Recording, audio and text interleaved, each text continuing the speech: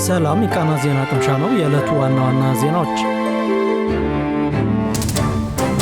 የኢትዮጵያ ግብርና ባለስልጣን ዘርፉን ያሻሽላሉ ያላቸውን ኢፋይቶና ማህበር የተሰኙ ሁለት ፕሮግራሞችን ይፋ አደረገ። ፕሮግራሞቹ ይፋ የሆኑት የኢትዮጵያ ግብርና ባለስልጣንና የኢትዮጵያ ሆርቲካልቸር አምራቾችና ላኪዎች ማህበር በጋራ ባዘጋጁትና በአዲስ አበባ እየተካሄደ በሚገኘው ሁለተኛው ቀጠናዊ የእጽዋትና እንስሳት ጤና አጠባበቅ ጉባኤ ላይ ነው። በጉባኤው የግብርና ሚኒስትር ዴኤታ ዶክተር መለሰ መኮንንና የኢትዮጵያ ግብርና ባለስልጣን ዋና ዳይሬክተር አምባሳደር ድሪባ ኩማን ጨምሮ ሌሎች ባለድርሻ አካላት መገኘታቸው ተመላክቷል። በመርሃ ግብሩም የኢትዮጵያ ግብርና ባለስልጣን የግብርና ምርቶችን ወደ ውጭ የመላክ ሂደትን የሚያቀላጥፉና የጥራት ደረጃን የሚያሻሽሉ ኢፋይቶና ማህበር የተሰኙ ሁለት ፕሮግራሞችን ይፋ አድርጓል። ኢፋይቶ የእጽዋት ጤና የምስክር ወረቀት በኤሌክትሮኒክ የሚሰጥበት ስርዓት ሲሆን አገልግሎቱ የግብርና ምርቶችን ወደ ውጭ የመላክ ሂደትን ፈጣን፣ ግልጽና ደህንነቱ የተጠበቀ ያደርገዋል ተብሏል። ማህበር ደግሞ የኢትዮጵያ ሆርቲካልቸር ዘርፍ ተወዳዳሪነት፣ የጥራት ደረጃና ዘላቂነትን ለማሳደግ ያለመ ፕሮግራም መሆኑ ተጠቁሟል። የግብርና ሚኒስትር ዴኤታ ዶክተር መለሰ መኮንን የእንስሳትና እጽዋት ጤና አጠባበቅ ዓለም አቀፍ መስፈርቶችን ማሟላት ለወጪ ንግድ መሳለጥ ትልቅ ትርጉም አለው ሲሉ ተናግረዋል። አክለውም የፕሮግራሞቹ መጀመር የግብርናውን ዘርፍ ተወዳዳሪነትና ዘላቂነት ለማረጋገጥ ወሳኝ ምዕራፍ ነው ብለዋል። የኢትዮጵያ የግብርና ባለስልጣን ዋና ዳይሬክተር አምባሳደር ድሪባ ኩማ የኢፋይቶ ስርዓት የምስክር ወረቀት አሰጣጥን ቀላል፣ ፈጣንና ወጪ ቆጣቢ ያደርገዋል ማለታቸውን ኢዜአ ዘግቧል።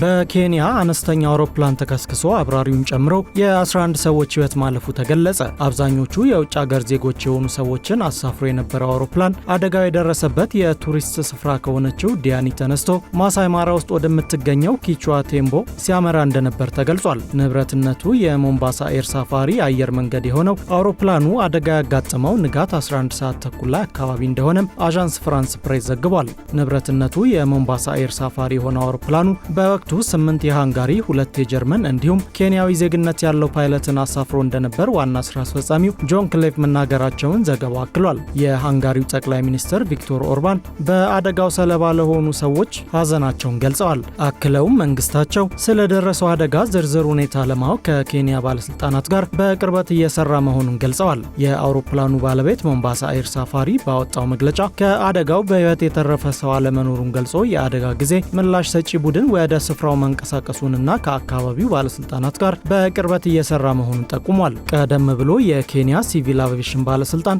አውሮፕላኑ በተከሰከሰበት ወቅት 12 ሰዎችን አሳፍሮ እንደነበር ገልጿል። ተጨማሪ ዝርዝር መረጃን ከመስጠት የተቆጠበው ባለስልጣኑ የሚመለከታቸው የመንግስት ተቋማት የአደጋውን መንስኤ ለማወቅ በአደጋ ስፍራ መሆናቸውን ጠቁሟል። በአገር ውስጥ ሚዲያዎች የተጋሩ ፎቶግራፎችና ተንቀሳቃሽ ምስሎች በጥቅጥቅ ደን ውስጥ የአውሮፕላኑ የተቃጠለ ስብርባሪ በየቦታው ወድቀው አሳይተዋል።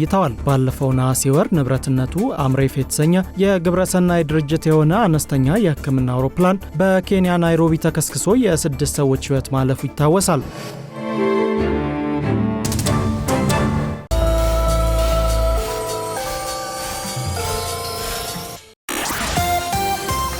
ኢትዮጵያ ከስደት ተመላሾችን ከማህበረሰቡ ጋር ማዋሃድና ብሔራዊ ምላሽን ማጠናከርን ጨምሮ ለሌሎች ተግባራት የሚውል የ90 ሚሊዮን ዩሮ የልማት ድጋፍ ከአውሮፓ ህብረት የሚያስገኝ ስምምነት ተፈራረመች። የልማት ድጋፍ ስምምነቱን የገንዘብ ሚኒስትር ዴኤታ ሰመሬታ ሰዋሰውና በኢትዮጵያ የአውሮፓ ህብረት አምባሳደር ሶፊያ ፍሮም ኢምስበርግር መፈራረማቸውን ሚኒስቴር መስሪያ ቤቱ በኦፊሴላዊ የፌስቡክ ገጹ አስነብቧል። ስምምነቱ በኢትዮጵያና በአውሮፓ ህብረት መካከል እንደ አውሮፓውያን አቆጣጠር በ2025 ዓመታዊ የድርጊት መርሃ ግብር ተግባራዊ ለማድረግ የሚያስችል የ90 ሚሊዮን ዩሮ ወይም የ15.2 ቢሊዮን ብር የልማት ድጋፍ ስምምነት እንደሆነ ተገልጿል። ሚኒስቴር መስሪያ ቤቱ ባወጣው መግለጫ የልማት ድጋፉ ከሀገሪቱ ስትራቴጂያዊ የልማት አቅጣጫዎች፣ ከሀገር በቀል የኢኮኖሚ ማሻሻያ አጀንዳና ከአውሮፓ ህብረት ዓለም አቀፍ የልማት ስትራቴጂ ጋር የተቀናጀ መሆኑን አስታውቋል። በልማት ድጋፉ ለዘላቂ ልማት፣ የመሬት አስተዳደርን ማጠናከር፣ ዘላቂ የአካባቢ ጥበቃ አስተዳደር፣ ከስደት ተመላሾችን ከማህበረሰቡ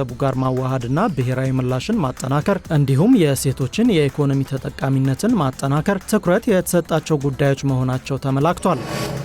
ብርሃን ባንክ በ2017 በጀት ዓመት 2.09 ቢሊዮን ብር የተጣራ ትርፍ ማግኘቱን አስታወቀ። ትርፉ ከካቻምናው በጀት ዓመት ጋር ሲነጻጸር የ76.3 በመቶ ብልጫ ያለው ነው።